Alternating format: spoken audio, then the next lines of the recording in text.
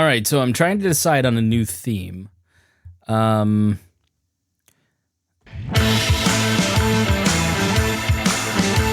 that old music, that's not too bad. And of course, we've got the classic. All right, let's get back to some boring subjects. Understand the risk to our country. Freedom brings people together. You're listening to the We Are Libertarians Network. Learn more. But honestly, I want to save that for We Are Libertarians. I don't want to be doing We Are Libertarians here. This is a different show. So I've got two choices. So this was my initial choice. Welcome.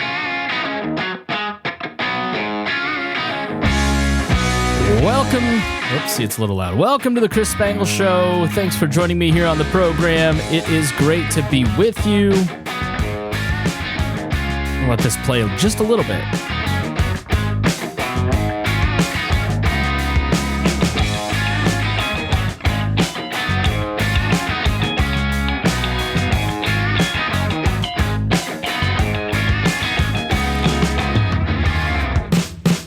Then we got a little break. So I liked that when I first heard it. But then I was going through my files, organizing them, and I found one that I had originally picked to be the new theme like weeks or months ago. I was like, man, I kind of like this better. It sounds like an old school Glenn Beck song before he wrote the "We're gonna do survive."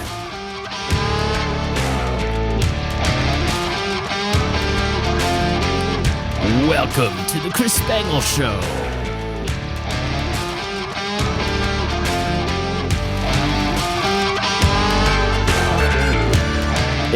It's pretty good.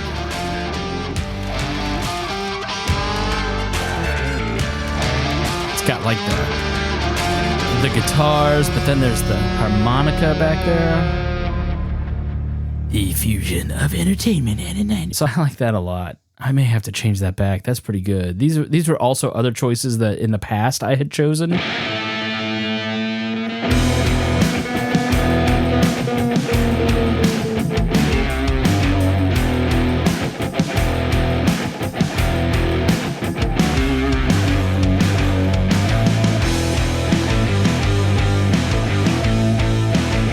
I mean, that's pretty good. That rocks too.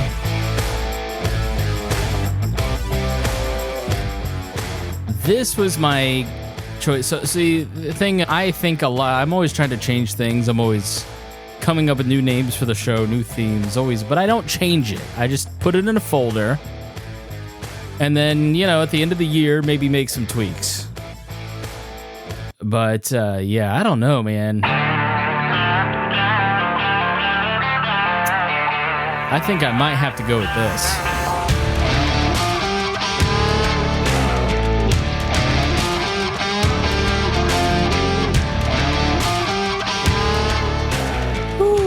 All right, let's actually get to it today. Let me know what you think. Log into Patreon, Substack, leave a comment on either one of the posts, or you can just send an old-fashioned email, chris@chrisspangle.com. I've been watching the DNC convention, and I've been trying to ask myself, like, what are these two parties saying about their beliefs in America and where they want to take the country? What are their higher aspirational beliefs? What are their... Because I think you have to look at it like a lot of different ways, okay? There are higher aspirational beliefs. Like, these are the broad principles of what you want America to be, even though America will never reach those actual principles. You have moments and people and figures and groups that exemplify those values, but you can always point at something else that's hypocritical and say, yes, America is free, but we also have COVID lockdowns and restriction on abortion, right? Depending on which side you're on, okay? And then there's just, when you're looking at these speeches at the DNC and RNC, there's those, what are we saying about America? Then what are we saying about our party? What are we saying about us as a group of people trying to get your votes, talking to independents? And then there's just the cotton candy of the red meat for the base of here's what we're saying about the other guys. I think the Democrats, obviously we're not done with their convention, but I think the Democrats have done a better job at their convention of kind of reaching that third tier. Specifically, Barack Obama, somewhat Bill Clinton. I didn't think Tim Walz did a very good job last night. I didn't think his speech was all that interesting. Michelle Obama, I thought, did a great job. Tomorrow we're going to go through her speech. And I really, so as I've gone through, I reactivated a podcast feed called Raw Audio Politics. If you're a longtime listener, you may have downloaded that feed from us way back in the olden days, 10 years ago at this point. And it's an outgrowth of my time at WXNT and Talk Radio because we had all of this audio that I would prepare for the next day's show. You're playing like a minute clip. You're not playing the whole context of the speech. Bill Clinton last night ripped up his speech on Monday night and rewrote it and spent all this time thinking about the structure of the whole 30-minute speech. And then 30 seconds get pulled for TikTok and radio shows and TV. I like to have the ability to go and listen to the full presentation and then pick out what I like. So I went through and I pulled a bunch of the RNC and DNC speeches, threw them into the Raw Audio Politics feed that has now been placed in Apple, Spotify, Audible, Amazon, wherever you listen to your podcasts. And that way, when I was playing basketball and exercising this morning, I had the ability to go and listen to what was going on, okay? So I could go and listen to some of these speeches. I listened to Barack Obama again. I'm preparing a couple things for Saturday. And I listened to Obama again. And man, it was a really good speech. And I think you miss a Barack Obama, a Bill Clinton, a George Bush, and their ability to speak on that third plane of here's what we as Americans are all about. And his social commentary in the speech. He doesn't give a lot of speeches. He's not out there doing a lot of interviews. He tweets every once in a while, but about superficial things. And in 60 seconds, I'll pull the clip for the main show, but you're trying to impress people online and you've lost touch with your neighbors and get it together. It was just a social commentary spot on. And I think we've been missing that because Joe Biden and Donald Trump don't really have the ability to think beyond their own immediate circumstances. I identify as one of these people, right? You have a hard time, I think, when you're an insecure person, thinking beyond your own self, your own immediate wants and needs, what's happening to you, how you can get what you want out of people, out of life, where somebody like Barack Obama, Bill Clinton, George Bush can come along, or at least their speechwriters come along and go, here's the broader view for all people in this country, not just, it's really terrible what they've done to me. It's just so bad. It's horrible. I just think Donald Trump sucks and I'm going to punch him in the face. So I think that we've just had 4 years of that. And if you look at the messaging of Joe Biden and his campaign, it was very dark. And in a lot of ways, it was the same offering as Donald Trump. Donald Trump was offering us, America sucks and it's only going to get good if you elect me. And Joe Biden was like, America will suck even more unless you reelect me, right? Like, it's democracy's going to die. He's going to take over the country. You're never going to live again.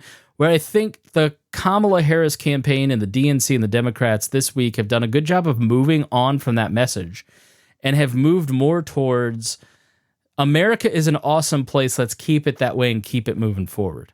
And I think that's a much more attractive sell than what the RNC offered back in July, which I thought was a great convention. I thought they did a great job in packaging a show, and it was interesting and fun to watch. Kid Rock and Hulk Hogan, and you're waiting for Trump to talk about getting his ear shot, allegedly. And you had a lot of programming and conversation about the Democrats and conversation about Trump and how great he is and how bad the Democrats are. But there wasn't a lot of, here's who we are as American people. And here's our shared goals of where we're moving towards. But I'm going to play and pick apart Vivek Ramaswamy's speech today because, and I'm going to pick apart Michelle Obama tomorrow, because I think these two figures are a good barometer of where the mean in their party is, the average person in their party lies. I think Vivek Ramaswamy is a very persuasive and articulate person in terms of a future. Sort of, right? I think we'll hear this through the speech. But he's at least trying to be hopeful and trying to appeal to the better angels of our nature, whereas Don Jr. is just trying to punch down for kicks, right? It's Donald Trump's just rambling about what Donald Trump thinks is interesting. I think Vivek is actually a good barometer for where the Republican Party is in this moment and what they want to achieve, what they see as their vision for America. Likewise, I think Michelle Obama is a good barometer for the Democrats. Let's call these two the spiritual centers of their party. We're going to pick apart Vivek today, Michelle tomorrow, and then I'll give a little bit more expansion on this topic in the public show that I'm going to record on Saturday. So let's just jump into it. Let's jump into Vivek over here. And if you don't know who he is, a tech entrepreneur, he's an author of books. He wrote a book called Woke Inc. He ran for president and did not win. He has tried to make a strong appeal to a lot of libertarians through its libertarian nationalism. I don't find it persuasive. I'm going to be honest, I don't find Vivek particularly persuasive. I know people like Galt and Brian Nichols love Vivek Ramaswamy, but to me, he just comes across as like a very used car salesman-y type of guy. But again, I do respect his talents as a messenger. I think he's good at messaging, even if I don't find him all that credible. So let's pick up with Vivek Ramaswamy. Love it. Thank you, guys. Thank you. You can't hear it. So this was recorded back in 1 month ago. Does it not feel like the Republican convention and Donald Trump being shot was forever ago? Goodness gracious. Yeah, I don't think I can hear it because I don't know that anything's plugged in. Oh, boy. Why me? Why me? You try to be professional, and it just doesn't happen. You're trying to sit there. Here, listen to some filler music. Store the paradigm of absolute control. And that's why we're just out here doing simple things, pointing out that we're meant to be in nature and be natural. And this is where we find the source that God made to transcend the New World Order. And that's why they want to try to keep us out of it. I'm angry. I've had enough of these people. They're a bunch of Christian murderers scum. They're on giant death factories keeping babies alive and selling their body parts. What more do you need to know about these people? I go out and face these scum. They literally crawl out from under rocks. They have green-looking skin and they run around screaming, "We love Satan, we wanna eat babies." I have them on video. Hillary's in the creepy, weird, sick stuff, man. She sleeps in the same room with that creepy, weird woman whose mother wears a hood over her head. What the hell? That woman number one is ugly. Imagine how bad she smells, man. I'm told her and Obama just stink. Obama and Hillary both smell like sulfur. That is the Alex Jones. Those are Alex Jones words. There's more verses, but we have to get to the program today. That was just a little filler music while I got the computer set up. It's one of my favorite songs, I'm not going to lie. All right, so back to Vivek. Let's get started. For the warm welcome. It's good to be back in Milwaukee. This time last year, I was a candidate for U.S. president, and I'm proud to say that I achieved the impossible, which is that most of you actually know how to say my name by now. So thank you for that. It's good to be back. We're in the middle of a national identity crisis right now. Faith, patriotism, hard work, and family have disappeared, only to be replaced by race, gender, sexuality, and climate. But All right, so I agree with him. I agree with the premise there that we are in the middle of a national identity crisis. As we approach the 250th anniversary of the Declaration of Independence, what do we believe?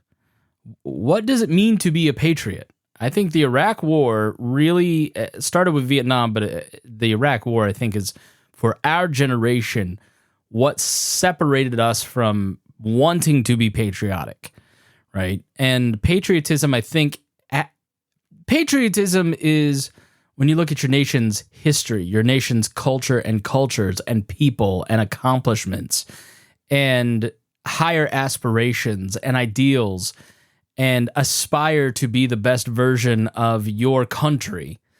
That's patriotism, right? But I think over the last 20 years, patriotism has been perverted to mean loyalty first to government and government policy, and now loyalty to political party, political tribe. So people feel a little lost when they're not looking at the higher values, the higher purposes, instead of just, we feel like we're on a treadmill running like gerbils, as opposed to sitting back, relaxing, and thinking about what it means to be an American and taking the time to have discussions about what that means. So I do think that we have an identity crisis. Where I disagree with him is that race, gender, climate, that these are like the defining issues. These are the defining, you are only an American if you agree one way or the other on these particular issues that we're trying to find meaning. I think some people certainly are trying to find meaning in politics. They're trying to find meaning through their cultural lens, either the progressive world, what Vivek Ramaswamy would call woke, or the right-wing Christian nationalist view. They're looking at politics as a means of salvation. And you do hear that through the DNC speech and RNC, but the DNC speech is Kamala's our savior, and Joe Biden has saved us, and I need Tim Walz to be my daddy, and it is very creepy language.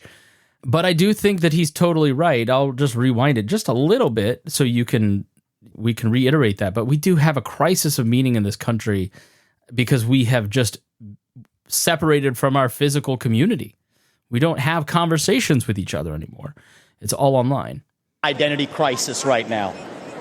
Faith, patriotism, hard work, and family have disappeared, only to be replaced by race, gender, sexuality, and climate. But we're not going to... So has patriotism, faith, and family disappeared to be replaced by a leftist worldview? It's just a very dark way to think. Win this election just by criticizing the other side. We're going to win this by standing for our own vision of who we really are. What does it mean to be a Republican in the year 2024? What does it mean to be an American in the year 2024? It means we believe in the ideals of 1776. It means we believe in merit, that you get ahead in this country, not on the color of your skin, but on the content of your character and your contributions. Now, one of the things about Vivek that I think is emblematic of so many Republicans right now is that he uses a lot of buzzwords, phrases, slogans, bumper stickers. Like, what does that mean, 1776? So let's listen to that again. Republican in the year 2024.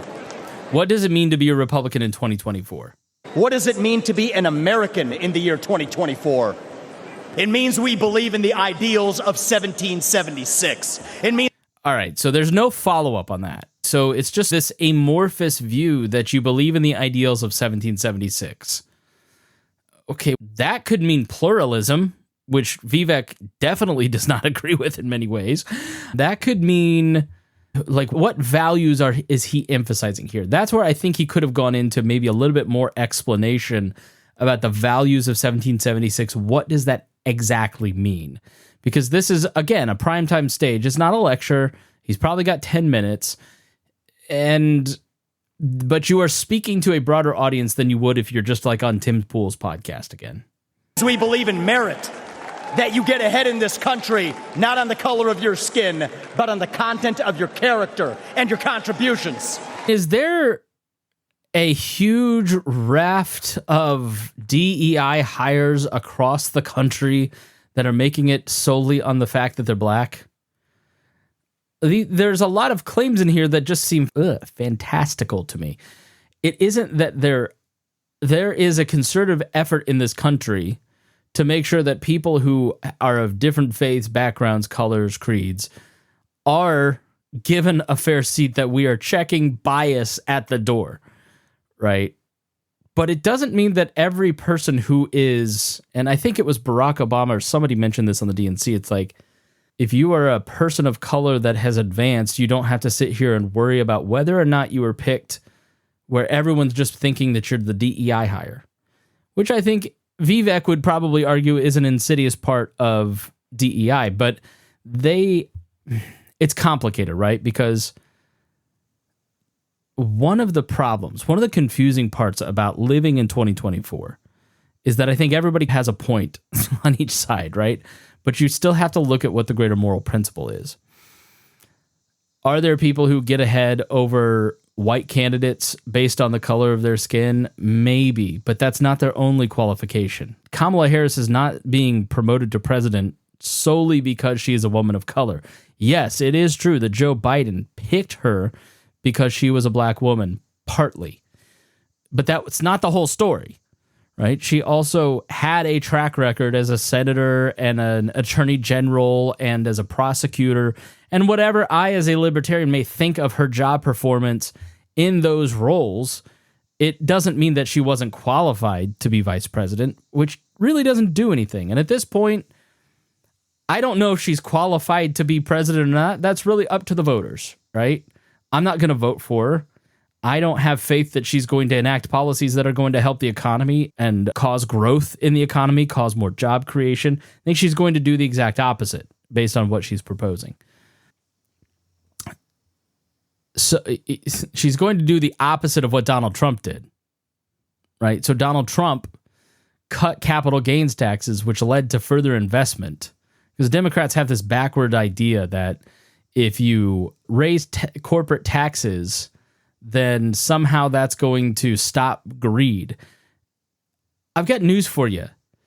Companies don't just sit on piles of money. They reinvest their money into projects. Eli Lilly has profit, so they put it into building new plants in places like Whitestown, Indiana, or Boston that help construction companies, help the local McDonald's, help workers, all this stuff. So anyways, I'm going off on a tangent. So I think my larger point here with this Vivek speech is that often Republicans are trying to craft a narrative to then, they're creating a straw man to then punch at that usually makes them the victim, as opposed to looking at the nuance of these situations and conceding that maybe you're not telling your listener, Vivek's not telling the whole story, right? So let's continue, or else we'll be here all day. It means we believe in the rule of law. And I say this as the kid of legal immigrants to this country. That means your first act of entering this country cannot break the law. That is why we will seal the southern border on day one. Thank you. It means the people who we elect to run the government. So let's be clear. The first policy point here is immigration. So up until now, it's been sloganeering. And then we get to immigration. We're going to seal the border. Ought to be the ones who actually run the government, not unelected bureaucrats in the deep state. These are not black ideas or white ideas. He's totally right. Kill off the administrative state as much as you can. They are not even Democrat ideas or Republican ideas. They are American ideas that we fought a revolution to secure. And the man who will revive these ideals in the United States of America is your next president, the 47th president of the United States, Donald J. Trump. The problem is that doesn't, like, Donald Trump can't articulate the ideals that he just articulated. Like, Vivek has a set of ideas that he's operating under. He has a set of policies, proposals. Donald Trump doesn't have that. He wants to limit immigration, but that seems to be about the only thing he's passionate about anymore. If you want to seal the border, vote Trump. If you want to restore law and order in this country, vote Trump. If you want to reignite the economy in this country, vote Trump. If you want to revive national pride in this country, vote Trump. If you want to make America great again, vote Trump. But there is one more reason I'm going to ask you to vote Trump, and it's the most important one. It's the one the media won't talk about, but it's the truth. Donald Trump is the president who will actually unite this country, not through empty words, but through action. Because you know what? In what way is Donald Trump going to unite the country? That's just, I don't want to say gaslighting, because I think that's an overwrought term. But you as a messenger are expecting me to believe that Donald Trump has the capacity, ability, or credibility to unite the nation. In what way? Success is unifying. Excellence is unifying. That's who we are as Americans. That's who we've always been. To those of you watching this at home tonight, I'd like to deliver a message that the media doesn't want you to hear from the Republican Party. Our message to black Americans is this. The media has tried to convince you for decades that Republicans don't care about your communities, but we do. We want for you what we want for every American. Safe neighborhoods, clean streets, good jobs, a better life for your children, and a justice system that treats everyone equally, regardless of your skin color and regardless of your political beliefs. I think there's this idea that this is fraught, but I think it's interesting to hear him say that. And this is something I heard Republicans say for a long time.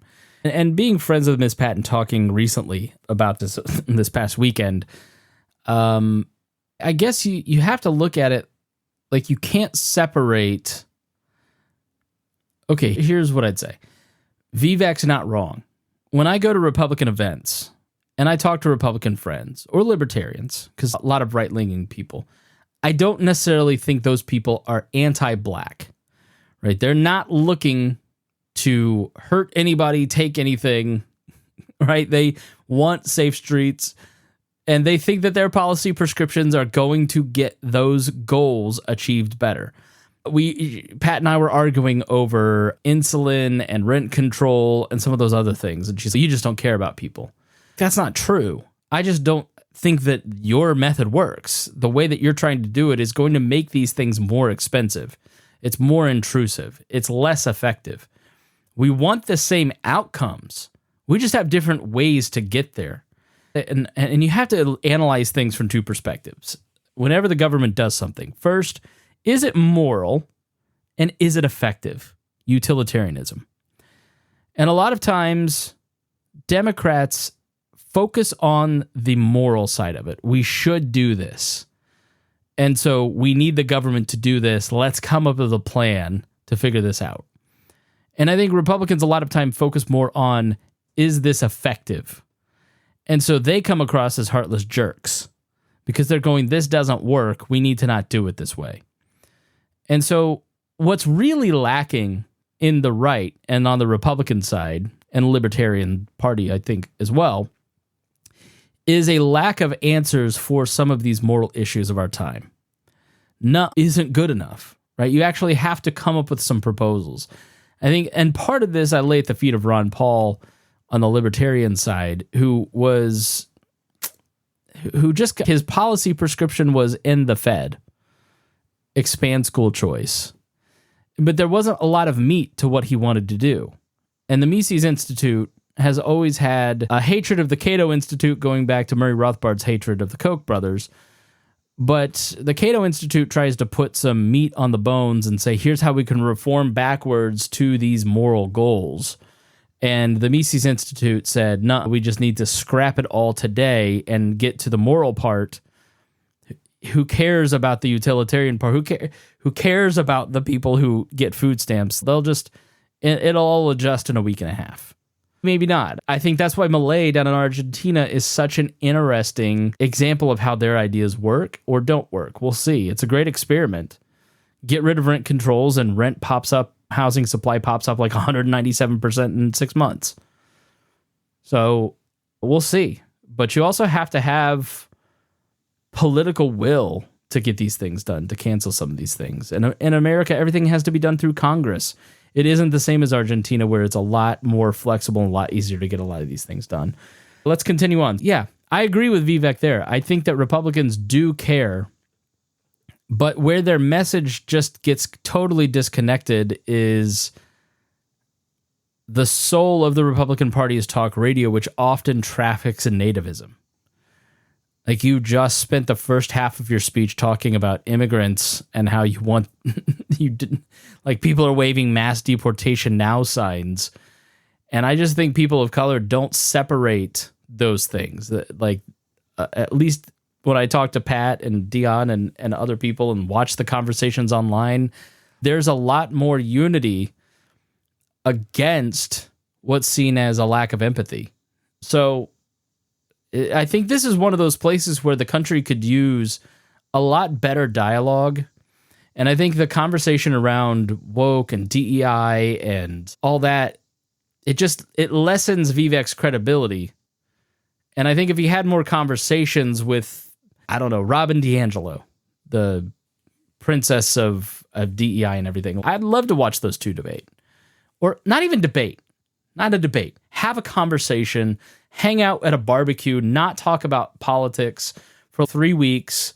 You get together every weekend, and then maybe we have a conversation. Then let's find the common ground. And I think that they'd probably walk away on each side like a lot more understanding of each other than if they just were screaming DEI, you're woke, etc.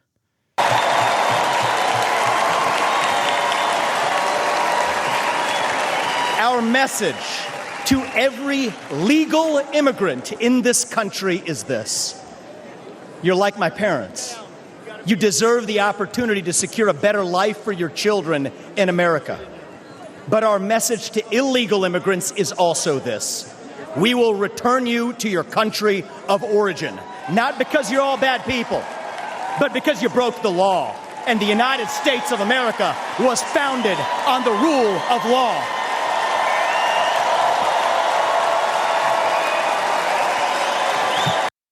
Do you remember the story of how they shut down legal immigration and completely changed how asylum was done? I do.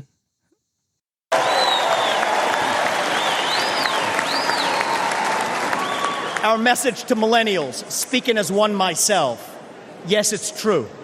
Our government sold us a false bill of goods with the Iraq War and the 2008 financial crisis, loading up our national debt that falls on our generation's shoulders, telling us that if we took out college loans, we'd somehow get a head start on the American dream, when it hasn't worked out that way. But we can't just be cynical about our country, because the United States of America is still the last best hope that we have, and we deserve a better class of politician, one who actually tells us the truth, even if it comes with some mean tweets from time to time. I just don't look at Donald Trump and think he's a better class of politician. You've really got to buy into a lot to believe this. You've really got to buy into the idea that you don't see Donald Trump for what he is. And that's where I think it falls flat, and that's why I think a lot of Republicans are not connecting anymore with society at large. It's not that they've been propagandized. I do definitely think that the media has an effect. Look at the turnaround in opinion on Kamala Harris, for instance. Like, we all just saw all of a sudden like Kamala Harris when we all didn't like Kamala Harris 2 months ago. Like, media's been doing a lot of heavy lifting, a lot of joyous heavy lifting. But at the end of the day, like, people have been watching Donald Trump for a decade. And the people who like Donald Trump love Donald Trump. But there's not many people who are in the middle between those who like him and don't anymore. So it just isn't, that doesn't really work. Oh, he's the change candidate who's going to unite the country. He's going to bring us all together. People remember what it was like under the 4 years under him. It isn't just how his supporters act. It isn't just how Donald Trump acts. It's also how he makes other people act on the other side that people don't like. So I think that's lost and forgotten, is that people forget that they're also voting against the crazy left. Like, they'll vote for a center-left candidate to make the far left and the far right shut up. And I think that's what's going to happen this time. It happened in 2020 with Joe Biden.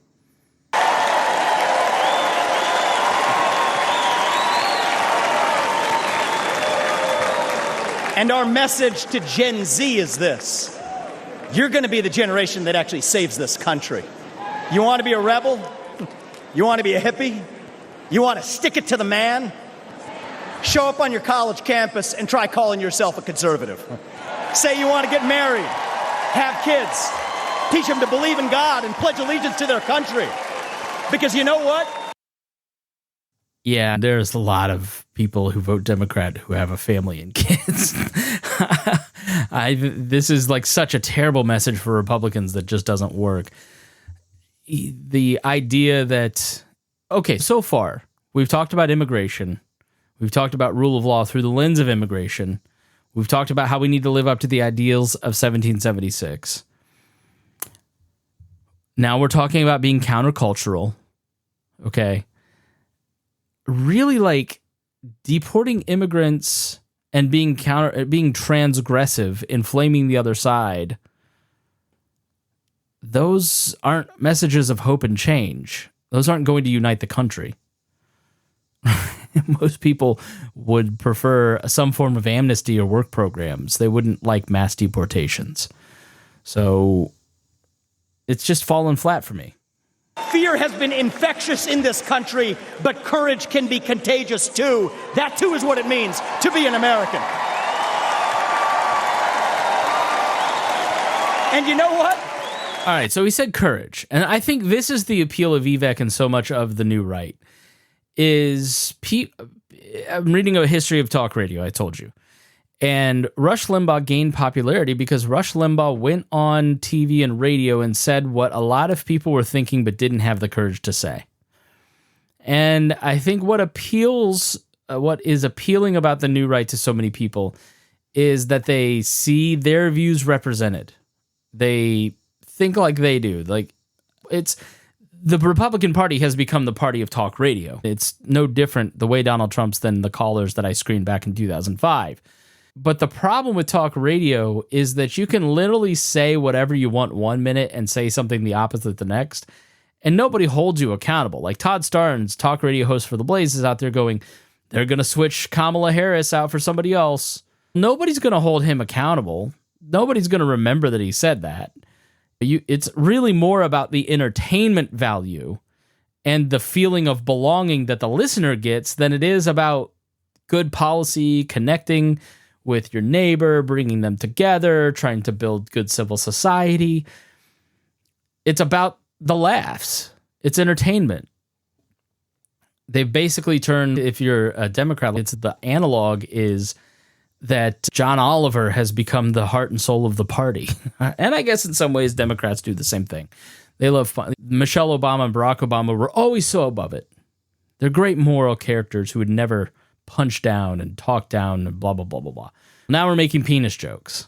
So I just look at so much of the right, and the point of the right is to have fun and to feel a belonging by being against somebody, which isn't really like an inspiring message because that's an ever-narrowing amount of people that are allowed in the club. And you're allowed in the club if you are in the culture. If you're out of the culture, tough. If you're at home and you disagree with everything I just said, our message to you is this: we will still defend to the death your right to say it, because that is who we are as Americans. We are the country where we can disagree like hell and still get together at the dinner table at the end of it. That is the America I know. That is the America we miss. We do not have to be ancient Rome. We don't have to be this nation in decline. We can still be a nation in our ascent. I think what he means by that is something Dion talks a lot about.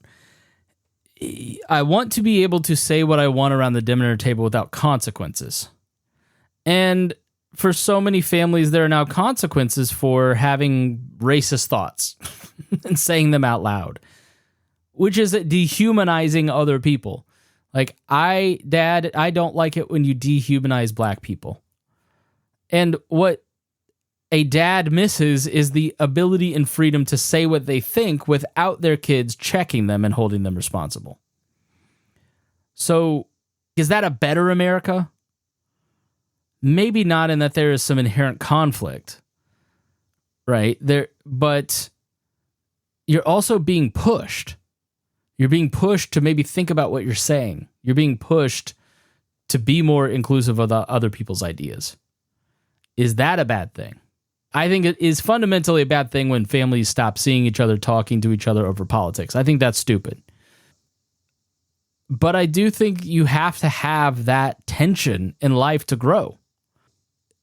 Freedom of speech is just so much bigger than me beginning to make racist jokes. A nation whose best days, not in some fake politician way, but in a true way, a nation whose best days are actually still ahead of us. Still on our way to that shining city on a hill, that country where no matter who you are, or where your parents came from, or what your skin color is, or how long your last name is, that you will still get ahead in this country with your own hard work, your own commitment, your own dedication, and that you know what? You are free to speak your mind at every step of the way. That is the American dream. That is what won us the American Revolution. There's never been more opportunity in America. So the idea, and I maybe this is like a rhetorical device that the Republicans have adopted of grievance to appeal to blue collar folks.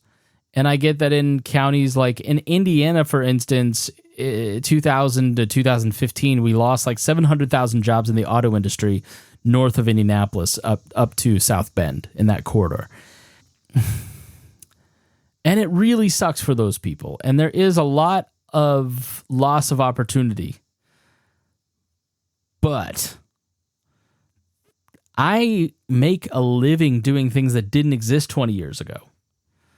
It's also a very flexible economy if you want to change and do something different. And those folks who were factory workers and auto workers, if they learned a trade like plumbing, they could... Did you see the South Park episode where the plumbers and the handymen become like billionaires? I'm looking at it going, man, I need to teach my son a trade because white collar work is just sitting on Zooms all day. So I feel like there's an expansion of opportunity thanks to the internet. Vivek makes his living basically as a conservative influencer going on podcasts.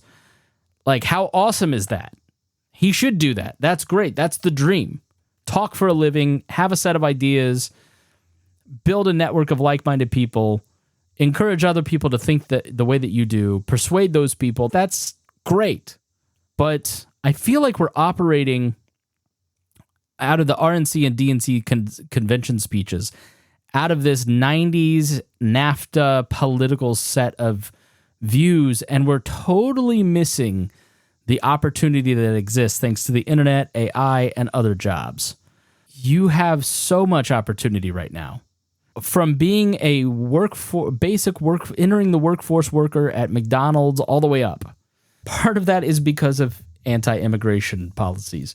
There's a lot of opportunity. And I think that we have outdated conversation around this idea that you can't get somewhere now. Like, we need to return to a time when you could make something of yourself in America.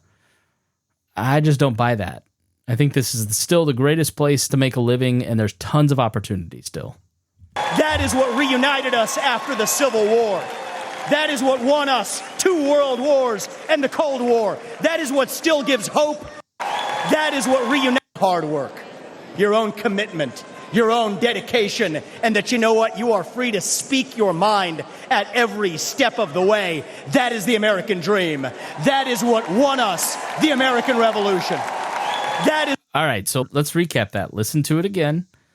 Hard work, the ability to speak your mind. What else? Speak your mind at every... That you will still get ahead in this country with your own hard work, your own commitment, your own dedication, and... All right. You all work a job, right? If you're fairly bright, you're gonna make it. You show up, you don't do the bare minimum, you network, you maybe put in a little extra effort. It's the people who don't actually work hard, who don't show up, who have a chip on their shoulder. They're the ones who don't make it. But every industry is so full of people just faking their way through their day, trying to get to 5 o'clock so they can go home. But yes, hard work is important. But you know what? You are free to speak your mind at every step of the way. That is the American dream. So the American dream is hardworking, being a hard worker, and speaking your mind.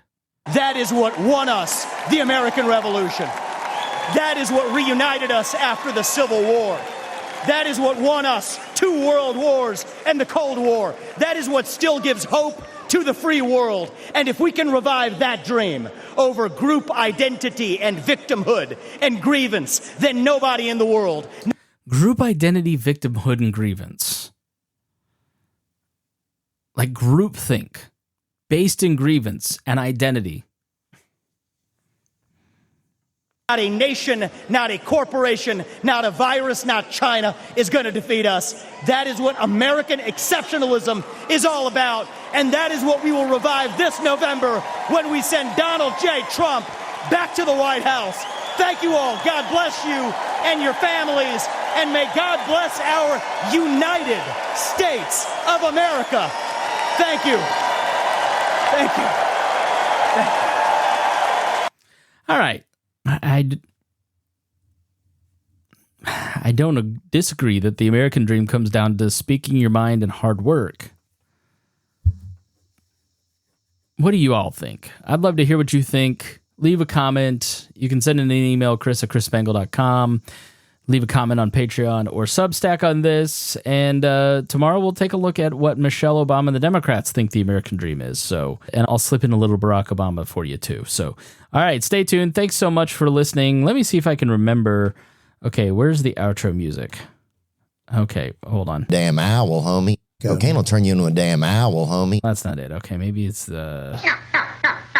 That's not it. Okay. All right, I think I got it this time. Oh, shit. Shoot, sorry. Maybe this could be my outro music.